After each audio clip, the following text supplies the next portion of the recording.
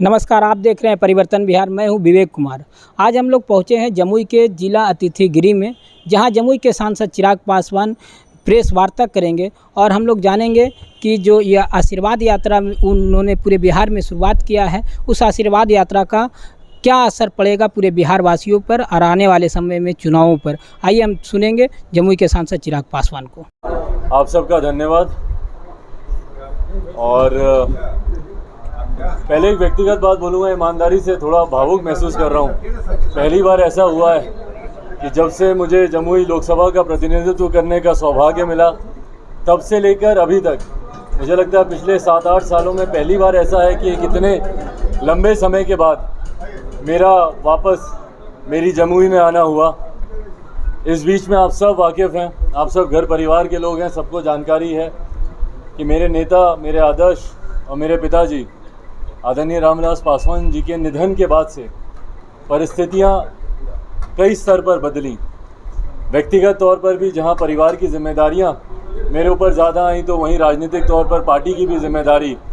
इससे पहले जब मैं जमुई में आराम से रहता था, काम करता था, तो कहीं ना कहीं ये संतोष था कि मेरे नेता आदरणीय रामविलास पासवान जी पार्टी की जिम्मेदारियों को देख रहे हैं, पार्टी के कार्यक्रमों को देख रहे हैं। पर उनके निधन के बाद कहीं ना कहीं बहुत सारी जिम्मेदारियां पार्टी की, परिवार की, तमाम तरीके की। और हाल फिलहाल में जिस तरीके से आप लोगों ने देखा पार्टी और परिवार में जो विवाद सामने आया, उसके बावजूद एक नए सिरे से पार्टी को, परिवार को दोबारा से खड़ा करने का प्रयास मेरी तरफ से किया जा रहा था।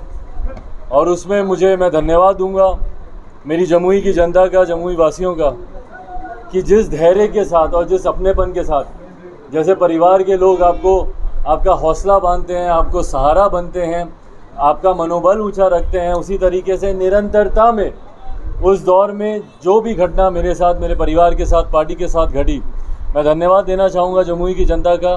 फ़ोन कर मुझसे व्यक्तिगत मुलाकात कर मेरे घर पर आकर, वहाँ पर मुझसे मिलकर, जैसे भी संभव पड़ा, जमुई के लोगों ने अपना साथ, अपना विश्वास मुझ तक पहुंचाया, जिसने मुझे ये ताकत दी, मुझे ये शक्ति दी कि मैं इस लड़ाई को और मजबूती से लड़ पाऊँ। और उसी दिन से हम लोगों ने ये प्रण लिया, संकल्प किया था कि एक आशीर्वाद यात्रा हमारे नेता आदरणीय रामविलास पासवान जी के जयंती दिवस से हम लोग ये एक आशीर्वाद यात्रा निकालेंगे, जो बिहार के हर एक ज़िले से होती हुई जाएगी। इस क्रम में हम लोगों ने हमारे नेता आदरणीय रामविलास पासवान जी की कर्म भूमि हाजीपुर से हम लोगों ने इसकी शुरुआत की करना। आप सब जानते हैं पिछले विधानसभा के चुनाव लोक जनशक्ति पार्टी ने अकेले लड़े। किन परिस्थिति में वो चुनाव लड़ा गया, मेरे पिताजी का ठीक चुनाव के दौरान उनका निधन हुआ, पर उसके बावजूद बिना डरे हुए, बिना घबराए हुए हम लोगों ने चुनाव लड़ा। और ना सिर्फ लड़ा बल्कि खूबसूरत प्रदर्शन लोक जनशक्ति पार्टी का रहा। 6% के करीब हम लोगों ने मत हासिल किया, और ये तब हम लोगों ने हासिल किया जब अभी 100+ सीटों पर हम लोगों ने चुनाव लड़ा ही नहीं था। 100 से अधिक सीटें बाकी थी, जिसमें हम लोग को अभी चुनाव लड़ना बाकी था। अगर हम तमाम सीटों पर, 243 सीटों पर अगर हम लोग चुनाव अगर लड़ जाते, प्रत्याशी अपने खड़े करते, तो ये 6% का मत 12 से 14% का होता, और आज 15% वाले बिहार में मुख्यमंत्री बने हुए हैं। तो मुझे खुशी है कि बिहार की जनता ने इतना अपार समर्थन दिया। आज महागठबंधन और एनडीए के बीच में जहां महज 12,000 वोटों का फ़र्क है, 12,000 वोटों से जहां मुख्यमंत्री नीतीश कुमार जी की सरकार बनी हुई है, वहीं बिहार की जनता ने लोक जनशक्ति पार्टी को लगभग 25 लाख वोट दिए। तो उसके लिए मुझे बहुत पहले ही बिहार में एक धन्यवाद यात्रा पर मुझे निकलना था, जो मैंने चुनाव के बाद मैंने सोचा था। पर उसके बाद पिताजी के निधन के बाद घर में अलग परिस्थितियां थी, और उसके बाद कोरोना प्रोटोकॉल शुरू हुआ, और मेरी भी व्यक्तिगत तौर पर काफ़ी लंबे समय तक, लगभग 1.5 से 2 महीने मेरी तबीयत ख़राब रही, टाइफाइड हो गया था मुझे। उस कारण से थोड़ा सा इसमें विलम्ब हुआ। पर अब जब इस आशीर्वाद यात्रा की हम लोगों ने शुरुआत की है, आप सब घर के लोग हैं, इसलिए मैं आप लोगों को बताना चाहता हूं। मुझे लगता है कि सोशल मीडिया के माध्यम से आप सब लोग देख ही रहे होंगे, गजब जन सैलाब इस यात्रा को देखने को मिल रहा है। लोगों का जो समर्थन इस यात्रा को मिल रहा है, इससे पहले भी कई और यात्राओं पे हम लोग निकले। मेरे नेता के साथ हम लोगों ने बिहार बचाओ यात्रा की थी, बिहार फर्स्ट, बिहारी फर्स्ट यात्रा अभी कुछ समय पहले ही हम लोगों ने की थी। पर उसके बाद जिस तरीके से इस यात्रा को समर्थन मिल रहा है, यह अभूतपूर्व है। जो पार्टी से निकाले हुए लोग हैं, जो 5 सांसद हैं जिनको पार्टी ने पहले ही पार्टी से निकाल दिया है, आज की तारीख में उन्होंने पार्टी के नाम पर या पार्टी के सिंबल पर किसी तरीके का कोई भी दावा उन्होंने पेश नहीं किया।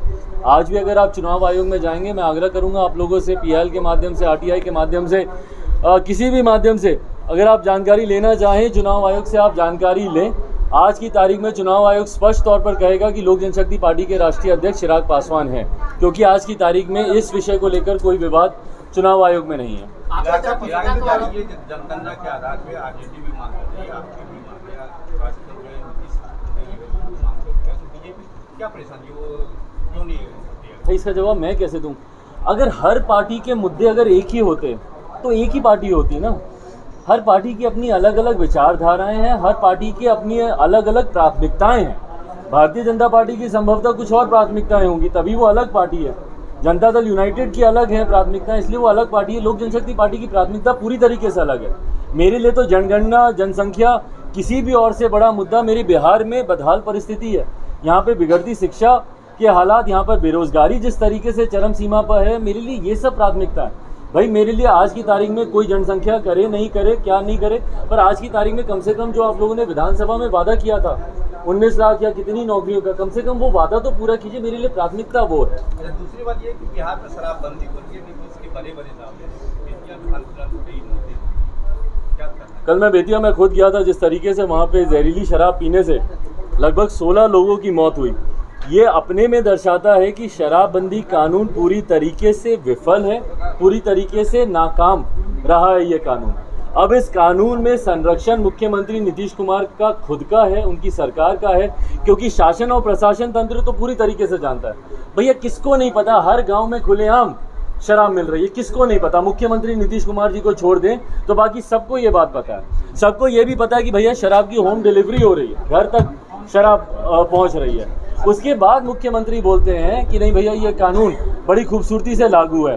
ताज्जुब इस बात का होता है कि जो एक व्यक्ति उसमें से जीवित बच गए, उनको तो बेल लेनी पड़ी। क्यों? क्योंकि उनके ऊपर केस हुआ कि भाई आपने शराब कैसे पी ली, ये तो अवैध है, ये तो गैर कानूनी है। पर जितने लोग मरे हैं उनका पोस्टमार्टम तक नीतीश कुमार जी की सरकार ने कराना जरूरी नहीं समझा। क्यों? क्योंकि अगर उसमें पता चलता कि जहरीली शराब पीने से मरे हैं तो इनके शराबबंदी कानून की पोल खुलती वहाँ पर। तो ये जो दोहरा मापदंड मुख्यमंत्री नीतीश कुमार जी अपना रहे हैं, और इसी का ही कारण है कि जहाँ भैया सबसे पहले तो आप ही ने घर घर दुकान खुलवाने का काम किया। हर पंचायत में अगर आज की तारीख में शराब की दुकान खुली है तो किसकी वजह से खुली है? मुख्यमंत्री नीतीश कुमार जी को इसका श्रेय जाता है। एक तरफ तो आपने शराब की दुकानें खुलवाई, ऊपर से आपने एक ऐसा आपने कानून बना दिया जिसको धरातल पर आपने उतारा ही नहीं, और जिसका नतीजा हुआ तस्करी को आपने बढ़ावा दे दिया, एक पैरेलल इकोनॉमी आपने खड़ी कर दी। आज की तारीख में लोग स्मगलिंग में घुस गए हैं, तस्करी कर रहे हैं शराब की। तो इन तमाम चीज़ों पर मुख्यमंत्री आंख कान मूंद कर बैठे हैं। भगवान जाने उनको बिहार की हालात की जानकारी है कि भी नहीं। चिराग, शिक्षक नियोजन में अनियमितता का जिस प्रकार से अभ्यर्थियों की ओर से लगातार सवाल आ रहे हैं, कि चिराग से पूछिए कि शिक्षक नियोजन में जो अभ्यर्थियों का जो मामला है, प्रखंड स्तर, पंचायत स्तर और जिला स्तर पर जो बहाली की प्रक्रिया हो रही है, उसको लेकर कहा जा रहा है कि पैसे लेकर किए जा रहे हैं शिक्षक बहाली। इस पर विपक्ष कोई? शिक्षकों की बात अगर आपको याद होगा, सबसे पहले जब मैंने बिहार फर्स्ट, बिहारी फर्स्ट यात्रा जब मैंने शुरू की थी, उस वक्त से मैं शिक्षकों का मुद्दा, छात्रों का मुद्दा कि भैया आपके 4-4, 5-5 साल तक आपके रिजल्ट्स ही नहीं आते हैं, इन तमाम विषयों को। और ये उसी दौरान हुआ था जब मुख्यमंत्री नीतीश कुमार जी को मुझसे दिक्कतें शुरू हुई थी। जब मैंने बिहार फर्स्ट, बिहारी फर्स्ट जब मैंने यात्रा की शुरुआत की थी, उस वक्त मैंने मुख्यमंत्री जी से आग्रह किया था कि भैया इस यात्रा के दौरान संभवतः कई ऐसे विषय मेरे संज्ञान में आएंगे जो शायद आपकी जानकारी में नहीं होंगे, मैं आपके संज्ञान में देता रहूँगा, और उस पर हम लोग को, क्योंकि विधानसभा के चुनाव हैं, हम लोग को अमल करना ज़रूरी है। जिसमें शिक्षकों का मामला, जिसमें युवाओं से जुड़े हुए, छात्रों से जुड़े हुए कई विषय थे, 7 निश्चय को लेकर दुनिया भर के घोटालों की जानकारी उस वक्त सामने आ रही थी। इन तमाम विषयों को मैंने मुख्यमंत्री नीतीश कुमार जी के समक्ष रखने का मैंने उस वक्त प्रयास किया था, पर उसी से उनको एतराज़ शुरू हुआ कि भाई लोक जनशक्ति पार्टी खामियां गिना रही है। जबकि मैं उनको बार बार उस वक्त ये कहता था कि मैं खामियां नहीं गिना रहा हूँ, मैं आपको सुझाव दे रहा हूँ, जानकारी दे रहा हूँ। क्यों? क्योंकि आप निकलते नहीं हैं मुख्यमंत्री आवास से ज़्यादा बाहर, पर अगर मैं जनता के बीच में हूँ तो जनता की जो तकलीफ़ें हैं वो मैं आपके समक्ष रखूँगा। शिक्षकों का जो ताज़ा मामला है, ये तमाम इस तरीके के विषय हम लोग मुख्यमंत्री जी की जानकारी में देते रहे हैं। पर अब मैं इस बात को मैं मानता हूँ कि जब तक मुख्यमंत्री नीतीश कुमार प्रदेश के मुख्यमंत्री हैं, समस्या जो की त्यों रहेगी, समस्या में सुधार होना अब संभव नहीं है। लोजपा मैदान में आ रही है, इन प्रयास पर कितनी सच्चाई है आप खुद बताइए। ये मुझे ही जानकारी नहीं है अभी तक। अगर आप मेरी पार्टी का जिक्र कर रहे हैं, आप दूसरे गुट का जिक्र नहीं कर रहे ना, मेरी पार्टी की बात कर रहे हैं। अभी तक ईमानदारी से बोलूं इस बारे में, मैं मेरे तमाम साथियों से आप अलग से बैठकर आप चर्चा कर लें, इनसे आप अलग से बैठकर बातचीत कर लें। हम लोगों ने इस बारे में अभी तक कोई चर्चा नहीं की। जैसा मैंने कहा, मेरी प्राथमिकता आज की तारीख में ये आशीर्वाद यात्रा है, और इसमें जिस तरीके का हम लोग को रिस्पॉन्स मिल रहा है वो अपने में अभी समेटना एक बहुत बड़ा लक्ष्य है। चुनाव के वक्त गठबंधन की चर्चा की जाएगी। बताया जा रहा है कि राजद की ओर से टेस्टिंग की जाएगी, इस चुनाव में राजद की ओर से टेस्टिंग की जाएगी कि लोजपा के साथ आगे का गठबंधन किस तरह का स्वरूप रहेगा, या इसका क्या लाभ मिल पाएगा कि नहीं मिल पाएगा। पता नहीं, चुनाव में ये टेस्टिंग की जानकारी मेरे पास नहीं है अभी। तो आप तो जिस तरह की अभी आप बात बता रहे थे, वो तो राजद की बात थी कि 3 नंबर की पार्टी 1 नंबर में चली गई। ये तो क्या बात कर रहे हैं भाई, क्या बात कर रहे हैं। ये इस बात का तो संकल्प लेकर मैं उतरा था चुनाव के मैदान में।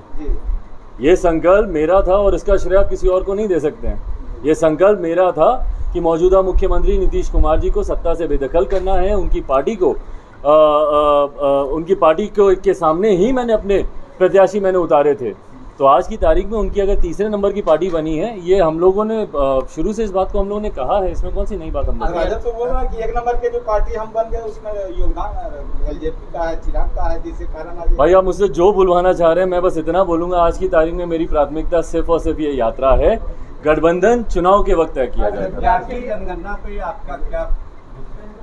देखिए, जनगणना होनी चाहिए, बिल्कुल होनी चाहिए। एक लंबा समय बीत गया है जब सही मायनों में पता तो चले हम लोगों को कि भैया कौन से हाँ, जाति जनगणना की आप जनसंख्या कानून की बात नहीं कर रहे ना। हाँ, जाति हाँ, तो वो होनी चाहिए, और पता चलना चाहिए भैया कि समाज में जो भी जाति धर्म के लोग हैं, क्या है उनकी संख्या, क्या है उनकी परिस्थिति। तो बहरहाल इन तमाम बातों का मकसद यही है कि आने वाले समय में जिस तरीके से परिस्थितियां हैं गठबंधन के बीच में, भाजपा जदयू में जिस तरीके से दरार की खबरें सामने आ रही हैं, मुख्यमंत्री का विश्वास अब खुद रहा नहीं उनके गठबंधन के साथियों पर। वो खुद अलग से चुनाव की तैयारी कर रहे हैं। भाई चुनाव की तैयारी कर रहे हैं तभी ना इतना समय वो अपने पार्टी के कार्यालय में बिता रहे हैं, लव कुछ समीकरण साध रहे हैं, विभिन्न तरीके के नेताओं को पार्टी से नए पुरानों को जोड़ रहे हैं, नए नए डिसीजंस ले रहे हैं। क्यों? क्योंकि वो चुनाव की तैयारी कर रहे हैं।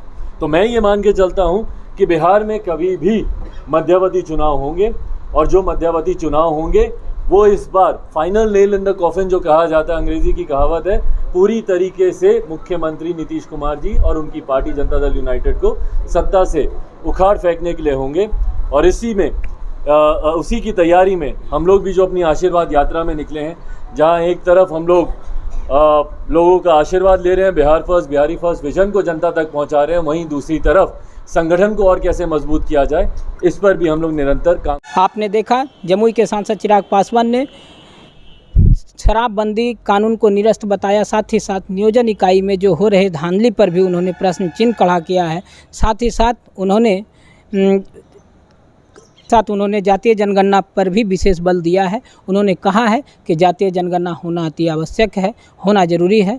साथ ही साथ उन्होंने कहा कि हमारे पूरे परिवार के लोगों ने मेरे सर से हाथ उठा दिया है, मुझे जनता के आशीर्वाद चाहिए, इसलिए मैं जनता के आशीर्वाद को लेने के लिए पूरे बिहार में घूम रहा हूं। और साथ ही उन्होंने यह भी बताया कि आने वाले कुछ ही समय में मध्यवर्ती चुनाव हो सकता है। और साथ ही उन्होंने कहा, लोगों से प्रेस वार्ता में कहा कि हम अभी अपने पार्टी को मजबूत करने में लगे हैं और हमारी कोई भी प्राथमिकता नहीं है। धन्यवाद। आप देख रहे थे परिवर्तन बिहार। मैं हूं विवेक कुमार, मनोज गुप्ता सहयोगी के साथ।